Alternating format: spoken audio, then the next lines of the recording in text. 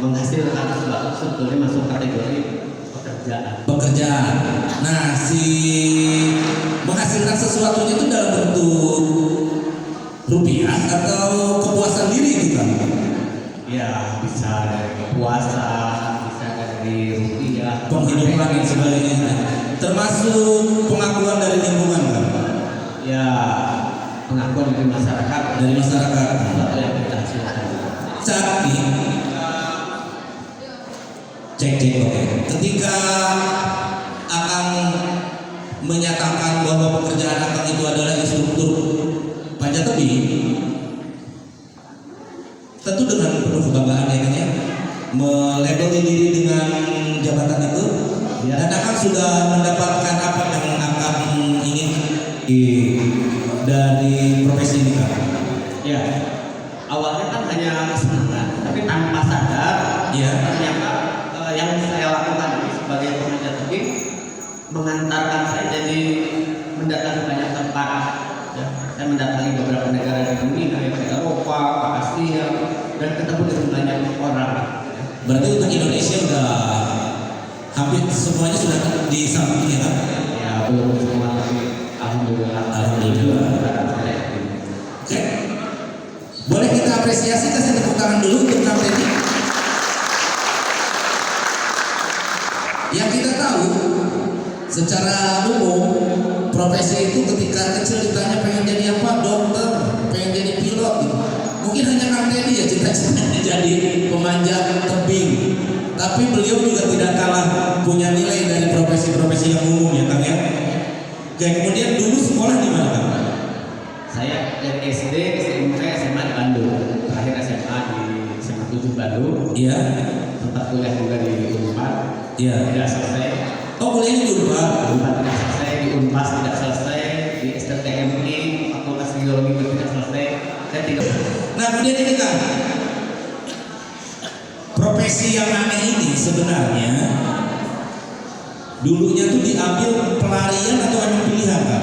Pelarian dari gagal di akademik, kemudian senang-senangan gitu di pecinta alam, atau memang pilihan yang sebenarnya sehingga akademik menjadi gak penting gitu kan?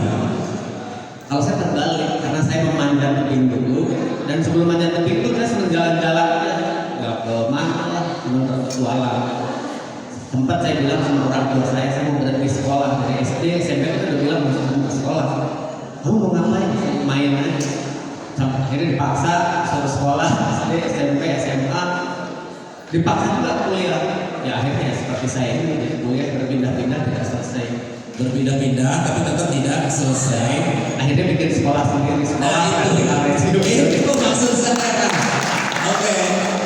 Saya jadi teringat pada orang-orang hebat juga ya kan di luar sana ketika sekolah menjadi apa ya? Satu kawasan atau satu bangunan yang tidak memberikan kepuasan, dengan penasaran yang bersangkutan malah mendirikan sekolah gitu ya kan ya. Oke, selanjutnya prestasi ya kan, saya langsung ke prestasi aja. Menggeluti panjat tebing sejak tahun 87, kemudian mendirikan sekolah vertical rescue tahun 2000, dan terlibat aktif pada federasi climbing di Southeast Asia. Southeast Asia itu apa kan? Southeast Asia itu federasi panjat tebing se-Asia Tenggara. Jadi ada 8 negara anggotanya, dan Indonesia menjadi bagian dari federasi panjat tebing. Indonesia menggagas ekspedisi 1000 jembatan gantung untuk Indonesia. Ya, ini kita bentuk jembatan ya.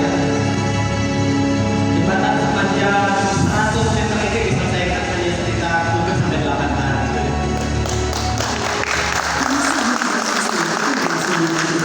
Yang berbeda jembatan ini tidak menggunakan beton, Murni tali temali. pakai tali baja. Tali baja. Ya. Adalah lokasi yang sulit ditempuh kendaraan Jadi motor. temuan jembatan pertama di dunia yang tidak menggunakan pancang-pancang beton. Ekspedisi. Sehingga dia dari sisi biaya lebih terjangkau. Ini perintisannya seperti ini. Iya, ketika sebelum naik jembatan menyeberang seperti ini menggunakan tali ya. Ini di Pulau Seram, sekitar 30 jam dari kota Ambon. Ini ada. Pada saat kegiatannya selalu melibatkan masyarakat setempat. Mereka antusias. Ya, sangat antusias. Perbuatan mulia yang Karena kita datang itu tempat yang masyarakatnya antusias. Kalau masyarakatnya tipis-tipis ya, jangan kita datang di tempat yang antusias saja. sangat memerlukan akses. Nah ini kan masyarakat ini kita sebutnya 0 rupiah. Jadi semua gotong royong. Ada yang dibayar ya. Tidak ada yang dibayar. Awalnya itu biasanya ada dari warga, ada yang kirim via Facebook, via Instagram. Mana nih kamu ada? Anggaran sudah ke Cianjur, terus kamu bangun tenda di sana bersama beliau di Cianjur. Dan ketika sendiri survei ke lokasi, nanti Jadi data-data jembatannya dari mana? Dari masyarakat, berkirim ke Instagram, berkirim ke Facebook, kita survei. Informasi awalnya Betul. mengenai lokasi mana yang membutuhkan jembatan kritis ini ya. Kenapa dapat informasi jembatan ada di Kalimantan, ada di Papua, ada di masyarakat? Baru ditindaklanjuti ya. Itu ada. Ya, asli banyak. Tapi bijaknya bisa dari papan, bisa dari besi. Dari masyarakat memunculkan rasa Ini kepemilikan Ambon, Ini di Lampung ya. ini masyarakat menyeberang dari 30 tahun yang lalu untuk selesai. Apa yang dilakukan Vertikal Rescue Indonesia adalah kegiatan Nah ini akhirnya Pak Gubernur hadir ikut menjadi bagian Bagiannya dari sebuah upaya. jembatan sebagai akses yang harus aman untuk dilalui sehari-hari. Ini motor bisa. bisa. Saya merinding nggak?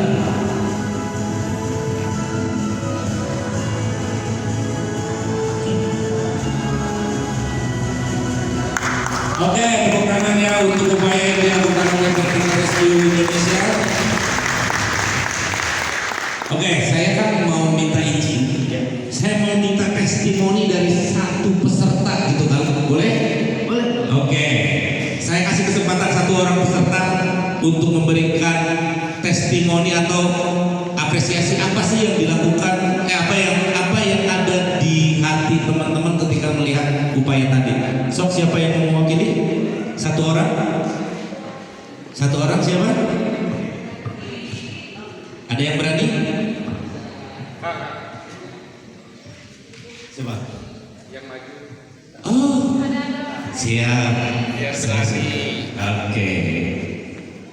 Ada satu buah topi dari Eiger ya, sponsor dari kegiatan ini. Satu orang, silakan tampil siapa? Iya, bisa dipakai cewek? Biasa, cewek juga boleh. Satu orang silakan. Ayo. Oke, sip A. Karena warna bajunya sama dengan topi maka nggak jadi. Malah.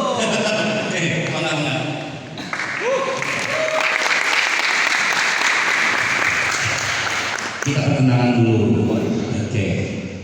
Namanya di mana? Oke, siap. Nama saya Muhammad Iksan Maulana dari asal Tela, Ya, dari Cianjur. Cianjur. Ya, Cianjur. Alhamdulillah dia selamat ya jadinya. Alhamdulillah selamat sambil keluarga kita selamat dan abi Cianjurnya Cianjur Selatan. Oke. Jadi Daerah mana? Hah? Daerah mana? daerah Cikari. Oh, Cikadu. Umun. Rudi Suhendang. Umun. Kita juga. Reda nanti. Nah, kemudian berarti ayah dia masih sobat. Umun masih Solo. Ternyata topi di situ. Oke, so akhirnya berkaitan di pasir topi orang kan terus ningali Ya.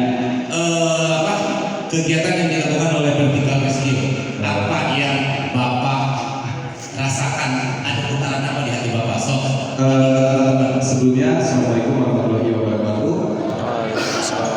Menurut saya apresiasi saya itu dari kegiatan Bapak yang sudah dilakukan itu sangat luar biasa karena di daerah saya juga banyak kayak gitu, ada yang menyeberang jembatannya tuh rusak kayak kena banjir gitu, sungai. Nah, ada yang membantu gitu. Jadi alhamdulillah itu sangat membantu banget kepada penduduk-penduduk di sana. Apresiasinya alhamdulillah. Terus dan akhirnya pengakuan diri dan akhirnya saya bisa sekolah di sini karena jembatan itu. tidak, dan pengakuan diri alhamdulillah itu sangat bermanfaat. Jadi biasanya kan di sana ada nih kayak gitu juga selama transportasi kayak motor itu harus naik rakit dulu, naik rakit misalnya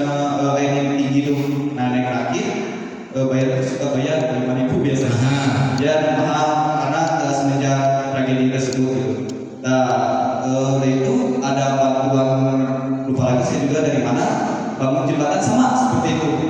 Itu alhamdulillah presisi saya sangat bangga gitu atas bantuannya. Akan pernah nggak bangun di Kegiatan tali temali yang kita lakukan itu, kalau dulu kan tali temali itu yang latihan pemanjat tebing, pencinta alam, tentang pramuka. Ternyata sekarang yang membutuhkan keilmuan tali temali itu bukan hanya kita sebagai pemanjat, presiden pun ada urusannya tali temali. Jadi orang yang di sekitar presiden itu walaupun pakai jas di dalamnya pakai harness. Kalau pergerakan di lantai 2, lantai 3, kalau terjadi sesuatu kan harus evakuasi. misalnya presiden lagi rapat nih penting urusan negara di lantai 40, kemudian di lantai itu ada sabotase, gimana tuh Kak? Itu salah satunya bisa sabotase di bencana alam yang menyelamatkan harus exit dari gedung di lantai 4 itu kan pakai tali, nggak ada cerita lain. Nah itu salah satu bentuk tadi yang dilakukan.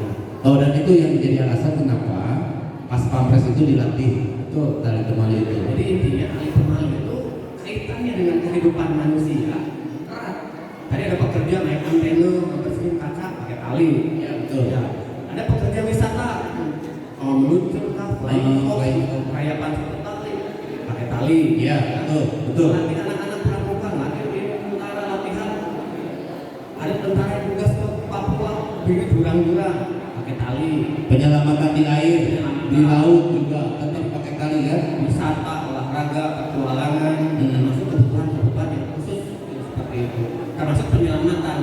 Nanti ini terakhir ada sekilas 2 menit penyelamatan yang kita tugas di Papua. Ini penyelamatan apa evakuasi pesawat twin motor ya? Bisa kita lihat ya? Oke. Oke, silakan Bang. Setelah hari ke-7, ternyata ada informasi pesawatnya ada di atas tebing. Terdeteksi di tebing. Dan tebingnya itu dari permukaan laut 4.300. Ini pegunungan apa nih? Pegunungan tengah Papua di Timika, di Ilaga. Ilaga. Nah, ini pesawatnya sudah Hancur dan di atas tebing 4.300 meter di atas. Kebayang dinginnya kan ya? Ini suhunya udah 0 derajat. Ini ada salju nggak? Ya, waktu tertentu ini bersalju. Iya. Ini hanya beberapa meter dari puncak tertingginya Indonesia. Nah, ini tebing-tebingnya. Saat Itu korban saat itu gimana? Meninggal? semua sudah meninggal dan itu ada beberapa yang alat dokumen yang harus kita evakuasi termasuk black box. Nah ini ke bawah itu sekitar hampir 800 sampai 1000 meter ke dasar tebing.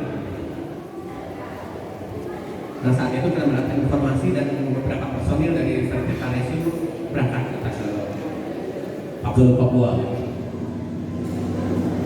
Semua operasinya sekitar 4 minggu di sana. Semua pergerakan menggunakan heli karena lewat darat tidak bisa dilalui dengan darat. Iya. Karena alasan. Oh, kemudian dari atas puncak heli kemudian traveling gitu.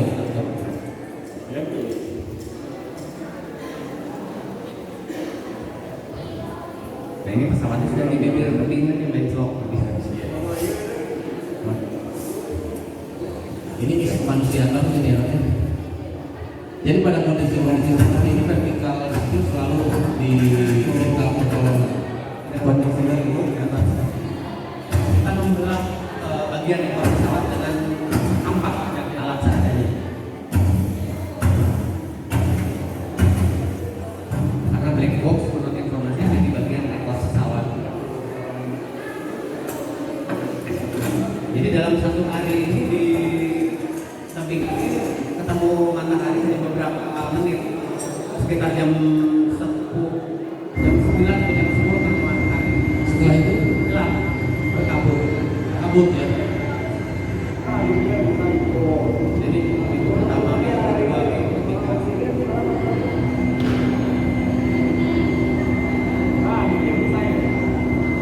Bahasa Sunda.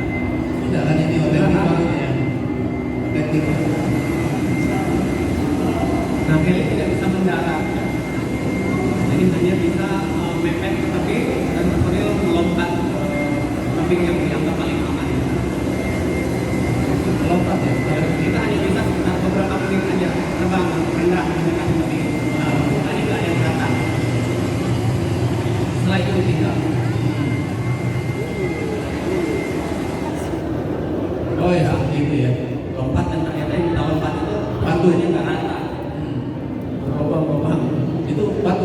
satu.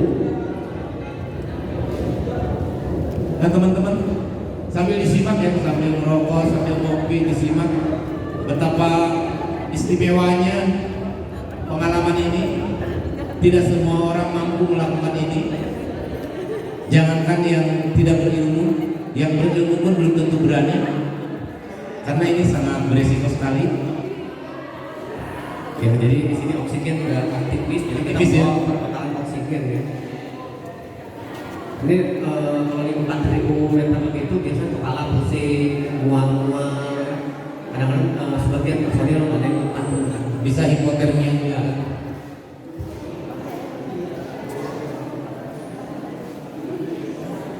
Ini kondisi tercerah ya. Paling cerah seperti ini, beberapa menit setelah itu berkabut ya. Jarak pandang ada 5 sampai 10. Berarti selama operasi ini tim ngecamp di situ. Apa tiap hari turun? Dalam 4 minggu operasi itu kita ngecamp hanya malam terakhir aja satu malam. Operasi pertama, minggu pertama itu hanya 1 jam operasi, dijemput lagi kita naik kembali lagi. Jadi harinya terbang rendah ke negeri, langsung kita lompat. Langsung Itu kenapa? Karena tidak direkomendasikan Iya, faktor cuaca. Selain cuaca, di sini udah 0 derajat, kondisi keamanan. Iya. Kebetulan minggu kedua itu heli kita sempat digabung keamanannya. Ada tembakan-tembakan. Jangan-jangan ini juga di sabotase di pesawat ini. Saya Tidak bisa bersinar. Oke.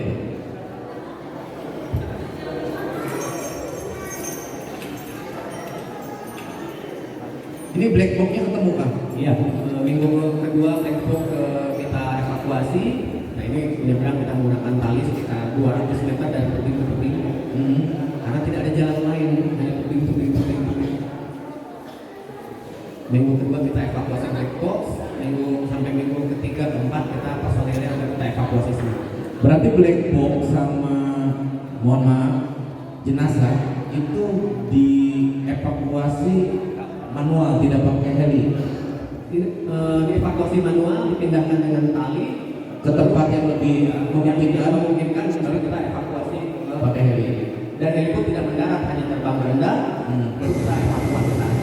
Nah ini saat evakuasi minggu keempat jenazahnya itu yang diikat dengan terpal biru. Iya. Ini tidak mendarat, ini terbang rendah aja begitu. Jadi waktu kita hanya terbatas 5-6 menit kita sudah berangkat. Berarti setiap penyelamatan, setiap rescue itu hanya satu keperluan. Misalnya black box ya untuk black box aja langsung pulang gitu. Terus untuk mayat atau jenazah, satu jenazah langsung pulang. Ya, karena di sini kemungkinannya satu hari kita hanya waktu cerahnya hanya 1 jam. Jadi setelah cuaca kemudian itu pakai evakuasi. Karena waktu setelah jam 11 jam 12 nggak kelihatan apa-apa. Pakai senter, pakai lampu nggak kelihatan. Jarak pandangnya udah sangat berbahaya ya untuk ini. Jadi dalam 4 minggu itu kita 1 jam, 1 hari 1 jam. Kecuali di malam terakhir, personil terpaksa bermalam di ketinggian 4.300 jadi tidak bisa menjemput. Itu dengan segala resiko itu ya. Akhirnya bermalam di tebing, ya kondisinya begitu. Karena heli tidak bisa mendarat ke gelap. Iya.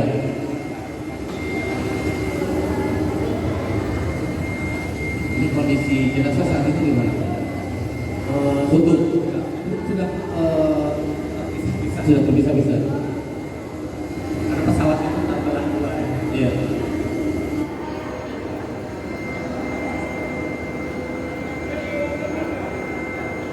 Pilotnya dari Rusia. Karena di sini butuh kemampuan pilotnya yang sedikit luar biasa. Iya. Karena terbang di atas tebing heli masuk. Iya. Bukan hanya teknik membaca cuaca ya Kang ya. Butuh mentality kuat juga nih dari pilotnya nih. Barangkali akan ada yang ingin disampaikan untuk closing statement. Teman-teman mau disimak closing statement dari Kang Felix Diana. Setelah itu kita nanti closing foto bersama. Barangkali foto ini akan menjadi bermanfaat suatu saat bahwa teman-teman pernah ketemu orang hebat. Setuju? Oke, maka Kang, dipersilakan. Baik. Sebelum statement saya selalu menyampaikan kepada teman-teman Vertika Rescue dan teman-teman provinsi di seluruh wilayah Indonesia khususnya dan dimanapun berada, selalu saya sampaikan. Pertama, apa yang kita lakukan itu selalu memberi manfaat. Jadi teman-teman Vertika Rescue selalu saya berikan, selalu saya sampaikan, berikan manfaat. Apa yang bisa beri manfaat yang kamu lakukan. Yang kedua, harus bergembira. Kalau Vertika Rescue tadi bangun jembatan, tugas ke Papua, tugas ke sana ke sini. Kalau di kasat mata itu berat, tapi senjatanya apa energinya? Bergembira. Selain benang merahnya bermanfaat, dan yang bekal berikutnya adalah selalu bergembira. Tanpa dibekali suasana hati yang bergembira itu, tugas-tugas itu penderitaan. Penderitaan, kita berangkat ke wilayah-wilayah yang medannya berat, tapi kita tidak bergembira, itu siap-siap penderitaan. Yang terakhir, saya sampaikan bahwa keberhasilan, kemenangan itu hanya milik orang-orang yang berani dan semangat. Tanpa punya keberanian, tanpa punya semangat, mustahil kita akan mencapai keberhasilan atau kemenangan. Tadi disampaikan, ada yang berani ke depan, itu salah satu contoh sederhana. Betul. Saya sampaikan ke teman-teman Vertika Rescue, kamu maju, kalau dia nggak berani, kamu manjat tebing aja berani 100 meter. Kalau tali lepas, simpulnya lepas, itu tidak ada kata ulangi. Tidak ada kata ulangi. Kalau simpulnya lepas, mau diulanginya kapan saya tanya? Diulanginya mungkin di alam lain. Iya, betul. Bayangkan mereka lakukan itu resikonya luar biasa. Dan teman-teman itu melakukan resiko yang luar biasa. Keluar dari rumah itu luar biasa resikonya. Ya, berangkat keluar dari rumah, berangkat kuliah aja. Apakah itu tidak ada resiko? Resiko. Bisa melalui kecelakaan lalu lintas, bisa ini itu banyak resiko. Ya. Jadi memang kita mengambil resiko, keberanian. Kalau tidak punya keberanian, siap-siap kita akan kehilangan peluang. Jadi kemenangan, ya, kemenangan, keberhasilan adalah milik mereka yang berani dan semangat. Itu saja pesannya. Oke, terima kasih untuk teman ngobrol istimewa ini. Belum terakhir sangat menarik. Berani,